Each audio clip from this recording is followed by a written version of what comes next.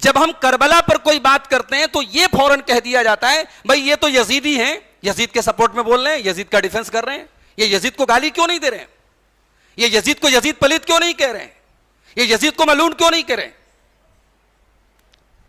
بھائی ہمارا اصول سیدھا سا ہے، ہم کربلا کے واقعے کو حضرت حسین ورسز یزید کے اینگل سے دیکھتے ہی نہیں ہیں. ہم یزید کو حضرت حسین کے مقابلے میں نہ تو کھڑا کرتے ہیں نہ کھڑا کر سکتے، ہم سوچ بھی نہیں سکتے. لیکن میری اس ریسرچ اور میرے اس مطالعے نے مجھ کو اس نتیجے تک پہنچایا ہے کہ یزید کو ٹھیک ہے آپ رحمت اللہ علیہ مت کہیں، رحمہ اللہ نہ کہیں، لیکن آپ یزید پلید بھی نہ کہیں، آپ یزید کو ملعون بھی نہ کہیں، اس کا بھی آپ کو رائٹ نہیں پہنچتا ہے. اگر آپ کے پاس کوئی دلیل ہے، کوئی ثبوت ہے، کوئی معتبر روایت ہے لائیں، میں بھی آپ کا قائل ہو جاتا ہوں، آپ کا ہم خیال ہو جاتا ہوں. اور اگر کوئی روایت نہیں ہے اور یزید کا کوئی قتل حسین میں کوئی رول نہیں ہے تو آپ کو کوئی حق نہیں پہنچتا کہ آپ ایک ایسی شخصیت کو جس کو اس دور کے تمام امت کے لوگوں نے اپنا امیر چنا ہے، آپ اس پر سب و شتم کریں، اس پر لعن طعن کریں.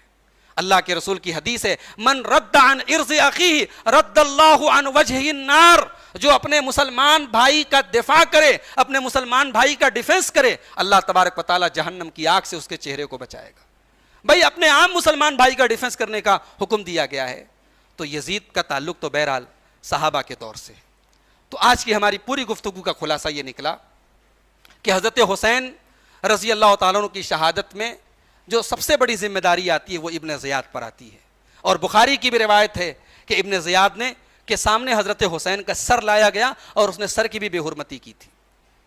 یزید کے پاس حضرت حسین کا سر لایا گیا، ایسی کوئی روایت معتبر اور صحیح روایت نہیں، لیکن ابن زیاد کے پاس حضرت حسین کا سر لایا گیا اور اس نے حضرت حسین کے سر کی بے حرمتی کی، یہ بخاری کی روایت. تو قتل حسین کی ذمہ داری ابن زیاد پر ہے. اس نے ضد کی اور ضد پر اڑ گیا، جبکہ حضرت حسین رضی اللہ تعالیٰ عنہ نے آخری ٹائم تک یزید کے پاس جانے کی اور اس سے بات کرنے کی، یہاں تک کہ اس کے ہاتھ پر اپنا ہاتھ رکھنے کی پیشکش کی تھی.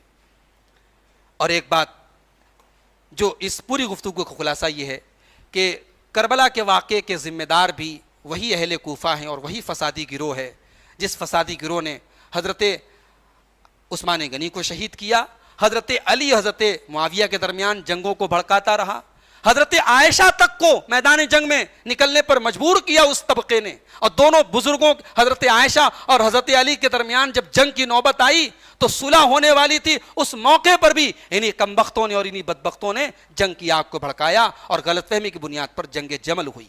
تو میرے بھائیوں، ظاہر ہے کہ وہ طبقہ موجود تھا اور کربلا کے حادثے کا بہت حد تک وہ ذمہ دار تھا. اور آج بھی امت کو بلیک میل کرنے کے لیے وہی لوگ کربلا کے واقعے کو بنیاد بناتے ہیں. کربلا میں جو ہوا دردناک واقعہ تھا، ایک بہت بڑا سانحہ تھا. حضرت حسین رضی اللہ تعالیٰ عنہ اور ان کے اہل بیت پر بہت بڑا ظلم تھا. اللہ تعالیٰ کو حضرت حسین رضی اللہ تعالیٰ عنہ کو اس سعادت اور اس مقام تک پہنچانا تھا. ورنہ جب حضرت حسین کوفہ سے مکہ سے نکل رہے تھے تب بھی ان کے بزرگوں نے ان کو روکا تھا. ان کے بھائی محمد ابن حنفیہ نے روکا تھا، عبداللہ ابن عباس نے روکا تھا، عبداللہ ابن عمر نے روکا تھا، بڑے بڑے ان کے خاندان کے بزرگوں نے روکا تھا.